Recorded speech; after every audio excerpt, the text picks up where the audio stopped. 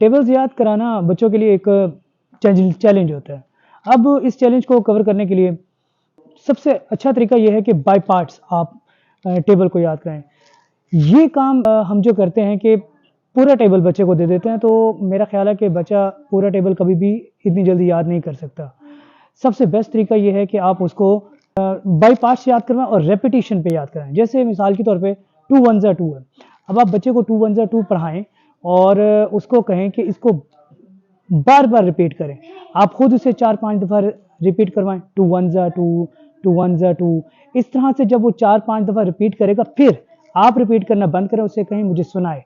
3-4 दफ़ा जब वो 2 1 ज़ा 2 सुनाएगा तो एक बार वो उसके ज़हन में आ जाएगा। इसी तरह नेक्स्ट स्टेप पे जाएं, 2 2 ज़ा 4।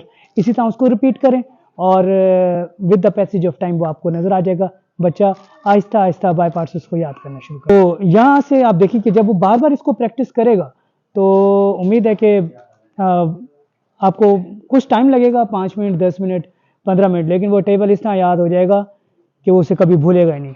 और जब आप 2 का टेबल और 3 का टेबल ऐसे याद करवा लें तो फिर वो बच्चे की फ्लो बन जाता है और वो याद करना शुरू कर देते हैं। फिर हम लोग मिस्टेक ये करते हैं कि हम इकट्ठे टेबल्स बच्चों को दे देते हैं। ये सबसे बड़ी मिस्टेक है। हमें उसको जल्दी कराने की बजाय टाइम देना चाहिए। अब जैसे 2 का टेबल दिया है, 2 दिन के लिए 2 का टेबल, 3 दिन के लिए 2 का, यानी बाय पार्ट्स आप उसे डिवाइड करते जाएं। इस तरह से बच्चा बहुत अच्छा टेबल्स को याद भी कर पाएगा। और अब इसके बाद मैं आपको ये बताऊंगा कि जब वो टेबल्स 2 से लेकर 6-7 तक आ जाएगा, उसका नेक्स्ट स्टेप ये होना चाहिए कि थोड़ा सा कॉन्सेप्चुअली भी वो याद करे इसको। मिसाल के तौर पर अब ये नहीं होना चाहिए कि वो शुरू से सुनाए 2 1 ज़ा 2, 2 2 ज़ा 4, यानी एक फ्लो आए, यानी 2 6 पे आके रुक जाए, उसके बाद उसे याद ना आए। तरीका यह है कि आप उसे डॉज करके भी सुने, यानी 2 7 ज़ा 14। आप कहें कि 2 7 ज़ा क्या है? 14। अब वो कहेगा, तो आप कहेंगे 3 7 ज़ा क्या होता है? वो कहेगा 21। इस तरह से बच्चा बहुत अच्छा, एक ब्रेन स्टॉर्म होता है उसका। जब ब्रेन स्टॉर्मिंग होगी, खुद ब खुद ये टेबल्स उसको याद होते जाएंगे।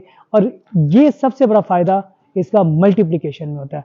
और जब आप मल्टीप्लिकेशन में आते हैं तो यही टेबल्स काम आते हैं।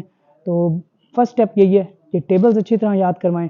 जब टेबल्स बच्चे अच्छी तरह याद कर लेंगे तो उनकी मैथ्स आगे के लिए बहुत आसान हो जाएगी। हमारे यहाँ यही प्रॉब्लम है। टेबल याद करवाएं, 10 दिन दूसरा टेबल याद करें। जैसे अब 3 का टेबल है, 3 1 ज़ा 3, 3 2 ज़ा 6, 3 3 ज़ा 9। अब आप इसको इस फेज में ले आएंगे, 3 1 ज़ा 3, 3 2 ज़ा 6, 3 3 ज़ा 9। अब 3 स्टेप याद करवाएं इकट्ठे, फिर नेक्स्ट डे उसको फिर 3 स्टेप याद करवाएं, फिर 3 स्टेप याद करवाएं। इस तरह से वो टेबल अच्छे तरीके से क्रैम भी हो जाएगा। और उसको जब आप डॉज करके सुनेंगे तो वो फिर आपको डॉज करके भी सुनाएगा। टेबल्स मैथ्स की सबसे ज़रूरी चीज़ है और टेबल्स को बाय डॉजिंग भी आना चाहिए। और ये कि बाय डॉजिंग के साथ साथ आपको उसको एक तरतीब से भी आना चाहिए। मल्टीप्लिकेशन में, डिवीजन में इसकी बहुत ज़्यादा ज़रूरत है। ये ना हो कि मल्टीप्लिकेशन के क्वेश्चन, अक्सर बच्चे क्या करते हैं, टेबल्स पे फोकस नहीं करते।